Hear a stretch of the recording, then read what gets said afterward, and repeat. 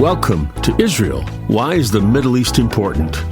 We Christians are the Notzrim, according to most Jews today. We are the watchers on the wall. Our purpose as members of the Commonwealth of Israel is to serve and protect God's people.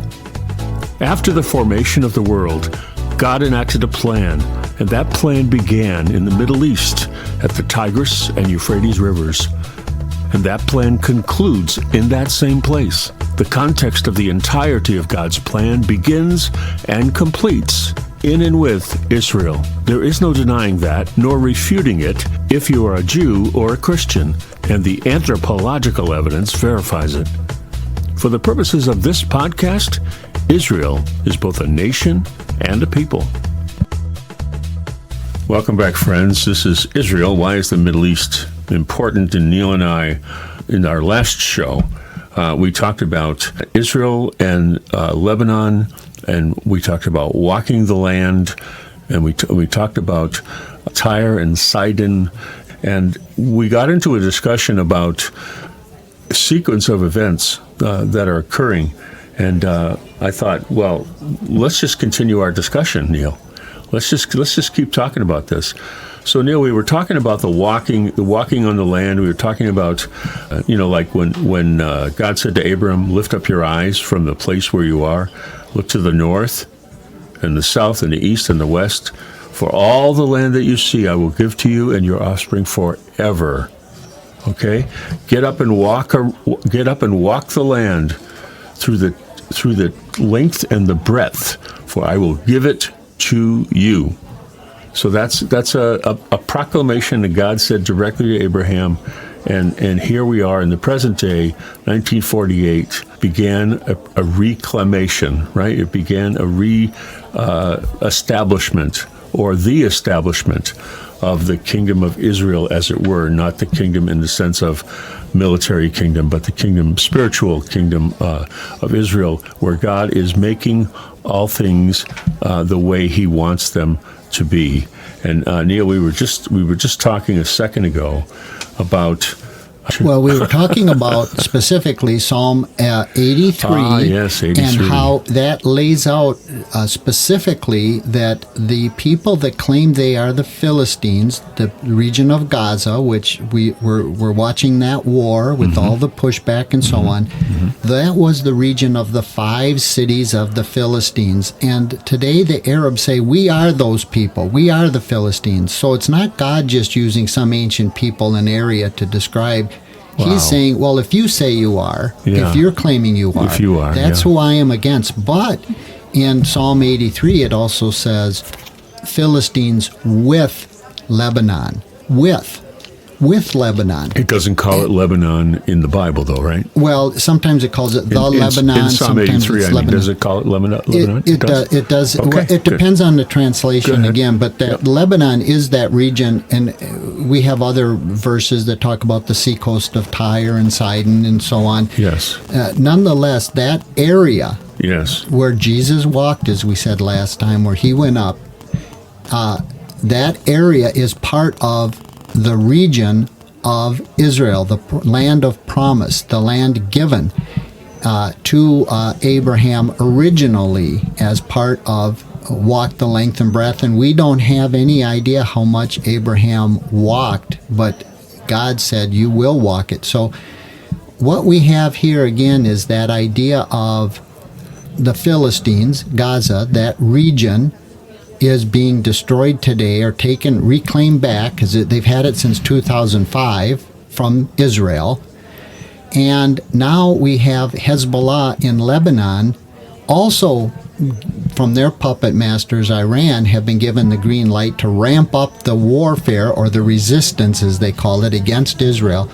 And that's what Psalm 83 says, with Lebanon, with the Philistines, and that's what we see today. I'm in it right now, Psalm 83, folks. I'm in the NASB, the New American Standard Bible. Verse 5, for they have conspired together with one mind. Against you, Israel, they make a covenant. The tents of Edom, the Ishmaelites, Moab, and the Hagrites, Gebal and Ammon and Amalek and Philistia with the inhabitants of Tyre. Right. And that's Lebanon, Tyre. And that's Lebanon, right. Philistia in the south with the inhabitants of Tyre. So they are, in the Bible, in cahoots, as the saying goes, in a covenant with each other for the destruction of Israel. That's exactly right. That's the precursor, as we always say. That war is what we're seeing today. And as we left off with the last program, unfortunately, Israel is heading north. Mm-hmm. And they're fighting what God said 3,000 years ago or more, right, that Lebanon with Philistia, or the Philistines. That's what they appropriate for themselves. They are the Philistines. Together they're coming, and that's what we see today. That's exactly what happened. So in other words, our Bible, while we can say this was written 3,000 years ago, is more up to date, if you will, than CNN, because it said, you will see this. And we have talked about Psalm 83 before, and we did a show called "Is This It?" And we asked, is it Psalm 83? And it was kind of it, but it wasn't it. But this is what's going on right now. It's becoming more it. Okay, it's becoming more the thing. And Psalm 83 needs to happen. And many people are asking that very question. It needs to happen. What's Gog, Magog from Ezekiel? What's Psalm 83? Are they the same? Are they different? Yeah. Again, as we've pointed out many times, we think they're separate upheavals, as it were. And there's going to be a few of them.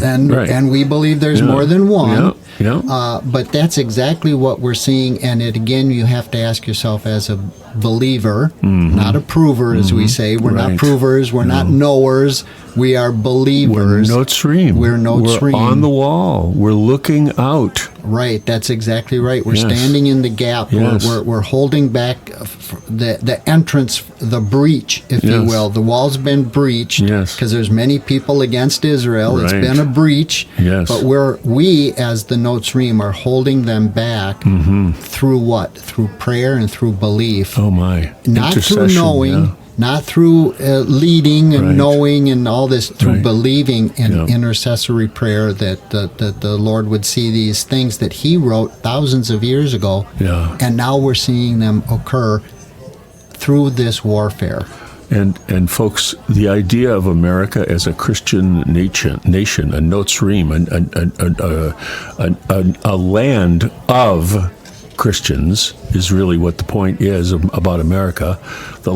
We are a land of Christians. There's many, many, many of us, and our job is to support. Our job is to defend. Our job is to stand on the wall and pray and seek God on their behalf, and to provide physical help when we can as well. Yes, that's exactly right. And we see that these concepts, as we say, these statements, these were written many different ways throughout. They were written to Abraham first, as we've said. They were written to Moses. They were repeated. To Joshua. And Joshua 14:9 specifically says, "The land on which you have set foot will be an inheritance to you and your children forever." Wait a minute. Then you have to ask, for how long?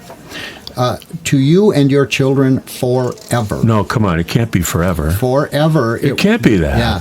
Right, and this is where you have to... No, I thought that was all over after Israel, Jerusalem was destroyed, and Israel and they all dispersed and they all fled the country. Right, and that was the end of Israel, wasn't it, Neil? I mean, that's that. How can it be forever if it didn't have it? That's not true, Neil. Well, we know geopolitically what happened. The Romans conquered them, right? And that's it. But hang on, I'm wrong.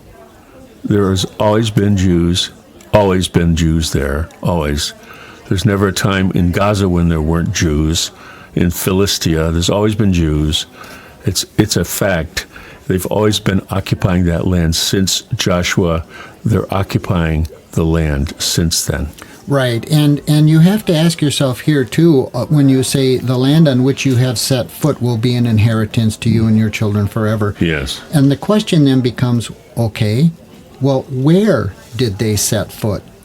Well, did they set foot in Saudi Arabia? Sounds like the present scholarship is far more heading that Sinai is in Saudi Arabia, and all the petroglyphs, as we've said, throughout the whole area of Saudi Arabia show sandals and footprints. This is very significant to me. Was it the Sinai? Well, certainly they had to walk through the Sinai, which the Jews once had and gave back to Egypt. Oh, yeah, that's right.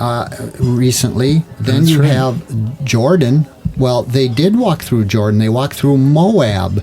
And part of even in the conquest under Joshua, some of the land allotted to Israel was east of the Jordan River. Wow. In Jordan. So then you say, well, and how about Lebanon? Well, Lebanon is called out specifically. Abraham was repeated to Moses, and as it's repeated again to Joshua, it says, I've given you every place where the sole of your foot will tread, just as I promised to Moses. This is God talking to Joshua. God repeating the promise, Joshua, right? Chapter 1, verse 3. Right, and it says, your territory shall extend from the wilderness and Lebanon. Oh, no. So God specifically saying, to the great Euphrates River.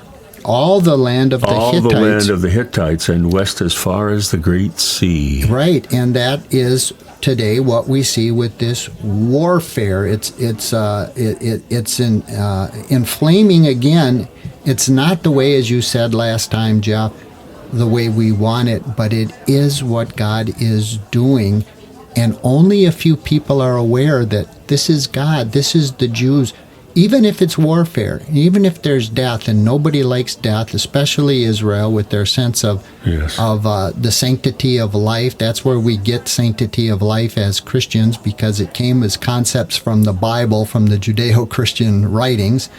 And that's what Hamas attempted to use against Israel, their love of life. So they thought, well, if we maim and kill and hurt a bunch of them, they'll give us so much more in return. So they guessed wrong. Now Hamas wants to go back.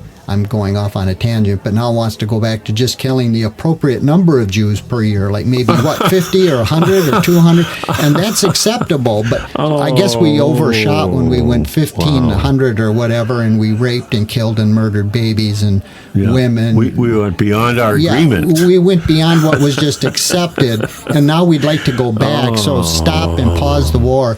And that's what you have the EU and the U.S. doing right now, putting incredible pressure. Folks, do you hear what Neil is saying right now? They want them to return back to the way things were where only an acceptable number of Jews are being killed. There's an acceptable number of Jews that can be killed. It's okay, but not the 1,200 that happened on that one day. Not that. Okay, but the other is acceptable. It's fine. Just go back to killing, 50 a week or whatever it was. Yeah, and we'll accept that. And that is what is the outside pressure that we don't ever hear about, because I'm not in the inner room. Not at all. I only get to hear what the news gives me, or what the news people get when they come out of the room and they're smiling and shaking hands. But and there's all kinds of evidence for, the EU and the UN and the US has given multiple millions, even billions of dollars, which is money, assets that they are using, meaning that Iran and its proxy armies, Hezbollah included, for warfare against who? Against Israel. And that's what we said last show. If you think that the opposition toward Hamas, which is relatively small, right, it was major, the opposition, wait till they go and start claiming Lebanon, and they fight against a real army, a real force with lots of weaponry and well-trained. Oh my goodness, what will be the outrage, and whose fault will it be? It will be Israel's fault. Israel is to blame. Israel did wrong. God doesn't know what he's doing. right? You're right. If I even believe in God. Right. We talked about coming to wrong conclusions. Yeah. And Israel is warmongers. That's what they're doing. And just as Hamas overshot, as we said, this last war will be blatant anti-Semitism where wipe them all out.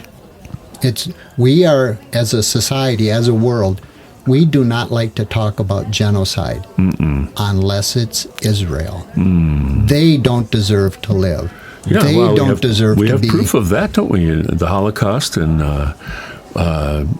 how many times in the Old Testament was it a threat to happen? We talked about, we're coming up on Purim here, and Esther, right? And Haman, he was an Amalekite. He was a survivor. He didn't get killed when they told him to kill them all. And they were going to eradicate Israel again. Okay, it's just, folks. It's just an amazing thing. Well, I think that is where we're at. That is the application of the feet and the walking and possessing the land, is that God has something in mind, and that is, in these culminating moments of human history, like we said, the Olivet Discourse, this is the beginning of the end, and we're seeing it. So we shouldn't be surprised, and yet as humans, we are surprised. We're like, this is awful. Well, as we kid with ourselves, and it's to talk to ourselves, cheer up, Neil, Jeff, our audience, it's going to get worse. And we're about to see the worsening happening with Lebanon. And it all focuses on one insignificant dot on the globe. And you have to ask yourself, why is that? It's insignificant. And it's called the postage stamp. Israel. Yeah. It's called Israel. That's amazing. So that's, Jesus was very clear in Matthew 24 that there will be great tribulation, right? It will be great tribulation during all this. It's going to get worse before Messiah comes. It's going to be dreadful, a time that's never before seen on the earth.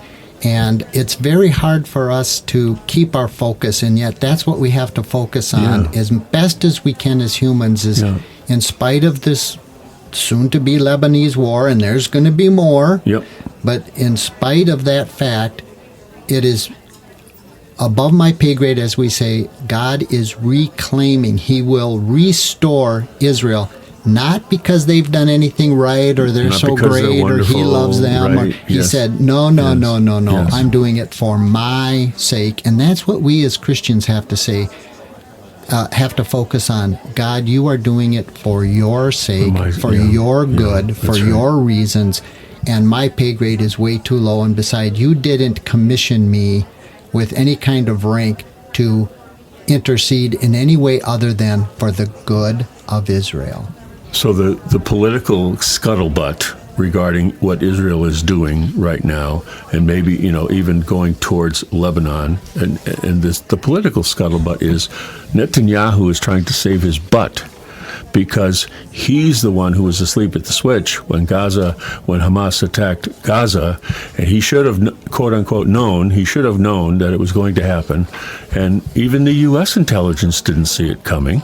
Right? But that's besides the point. No, it's not. But that's besides the point. No, it's not. But the point is that it's all being spun geopolitically. It's especially politically, that Netanyahu is just trying to save his butt.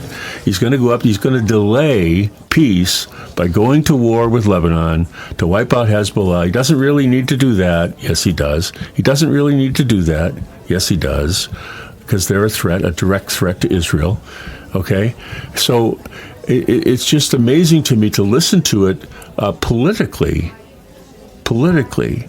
Nobody's talking about it biblically except us, as far as I know. There might be others. But we're talking about it biblically. We're talking about what the coming of Messiah is about. How does this all fit the coming of Messiah?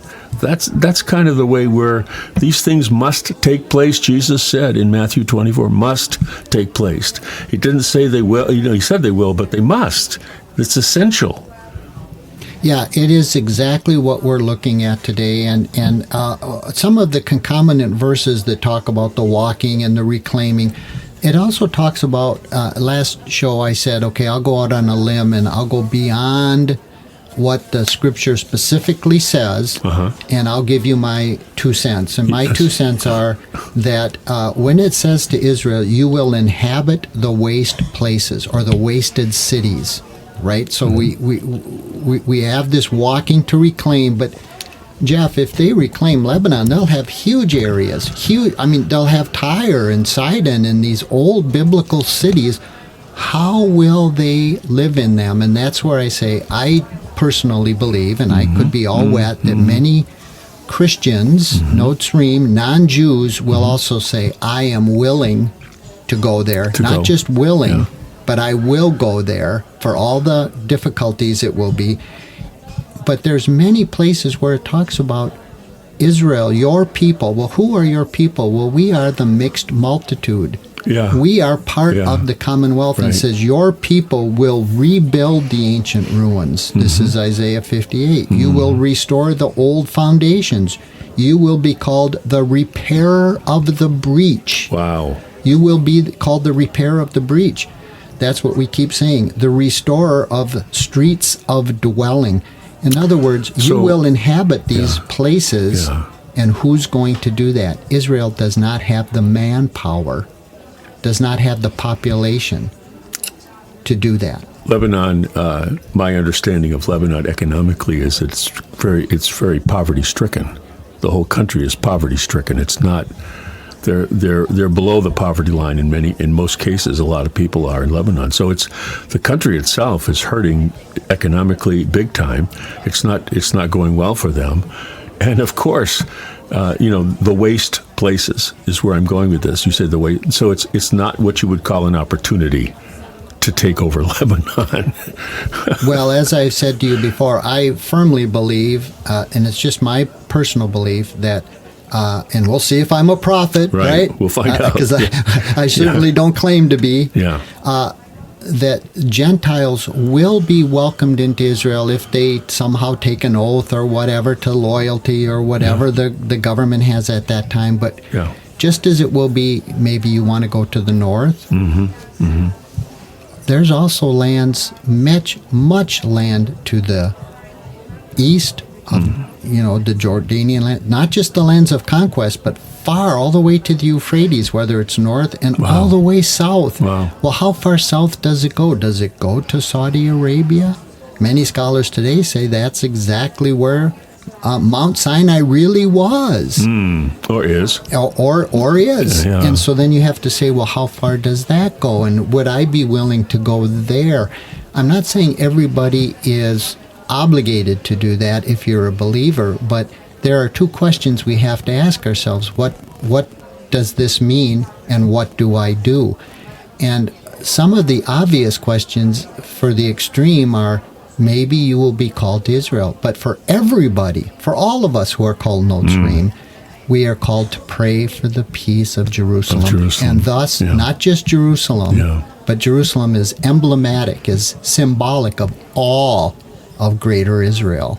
Wow. Great Israel. So even if we can say, well, I saw the thing in the back of my book, the map of the conquest, and it gave this land to one of the tribes in this land, and it cuts it in a piece of pie or whatever. Yeah. Well, that was just after the conquest, but the promises are far bigger, far larger, far more extreme than just what we can say, well, in the back of my Bible is a map. There's a map. And therefore it corresponds to Israel, and that's it. East or west of the Jordan River. And yet, that's not the case. It's far larger. Wow. So what we also have in Ezekiel, by the way, is talking about these cities. It says here, I will cause the cities to be resettled and the ruins to be rebuilt. Well, who's going to inhabit them? Cities that were once ruined, desolate, and destroyed are now fortified and inhabited. And that's where I believe, Jeff, that, again, even if all of the Jews that we know are Jews around the world come back to the land, there still isn't enough to inhabit all of the land, all of the cities, all of the territory, and have boots on the ground, as it were, where they can administer them, but for Notzrim, but Christians. You have said to me, and I think we talked about it, we maybe mentioned it on air, but you have talked to me how impressive it is among Christians that there's more and more and more affinity or alignment with Jews. And Israel, you said, is like, wow, they don't get it. Yeah. Why do these Christians care so much about us? Right. It is the litmus test, the barometer, as they say, that for years there was, in predominant Jewish thought, those are them. They're called Christians. They believe in three gods, and a woman is one of the gods, and blah, blah, blah. Catholic Church, sure. So on. They didn't care, nor did they parse out the difference. But for our audience, today they are faced with dire need in Israel, and they're saying, wait, one slice of this pie of Christianity, because Europe sometimes will say they're Christians too, and blah, blah, blah. They're forced to say, but wait, one slice of this pie is giving us funds, is giving us money, is coming here to volunteer, is coming here to give us works in the soup kitchens, as it were, in the IDF, and they're doing all this background. Who are these people? Well, they are Notzrim, but they're different. They're a different type. And that's what I'm saying. That type, our audience, let's say, they are the ones that are saying, wait, something's happening here, and it's forcing Israel to say something's happening with the Gentiles. Yes. You know, it's not 1933 where, like we said before, at best they said, good luck, hope it works out for you. That's exactly right. See you later. See you later. And yet it's also happening on the non-Jewish Gentile side, if you will, where they're saying, wait, something's happening in Israel. This just isn't happenstance. This just isn't coincidental. Yes. Something's happening, and that is a move of God where he's saying, you are my Gentile people, you are my Israelite people, you are going to be one people in my sight, and this reshaking through these wars, unfortunately, is how I'm bringing this to pass. I will make a people of those who are not my people. Right. That's exactly right. Yeah. And there's many discussions that when we look back and we're living with, on the earth for 1,000 years with Jesus, we'll say, well, that's very clear now. Yeah. It's very dark, as Paul said. It's dim. It's dark to see. I can't fully understand it, but sometime in the future I'll see clearly. And that's exactly what Jesus did after his resurrection. He went to his disciples and they understood and they saw far more clearly, and so will we when Jesus comes back and lives with us for 1,000 years. We Gentile believers will also very clearly see the import of Israel. Stay tuned for a special Hebrew blessing at the end of every episode, including this one. This has been a great discussion. I look forward to how it continues to unfold.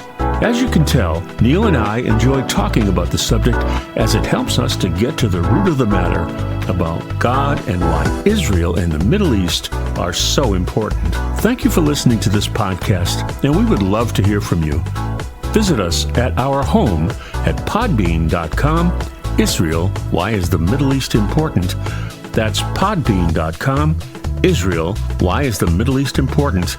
And you can find us any place great podcasts can be found. And you can find us on Facebook using the same title. And you can email us at whyisthemiddleeastimportant@gmail.com. That's whyisthemiddleeastimportant@gmail.com. We'd love to hear from you. And if you like what you hear, please invite your friends to the conversation. One thing Neil and I always say to each other is, I don't know, because it is by having an opinion, yet holding it with an open hand, that we continue to grow. Shalom. See you next time.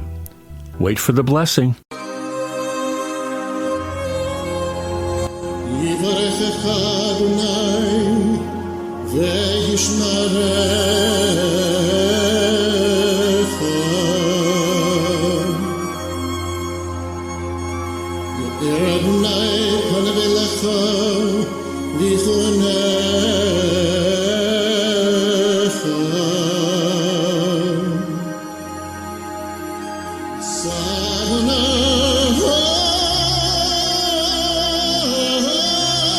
Wonderful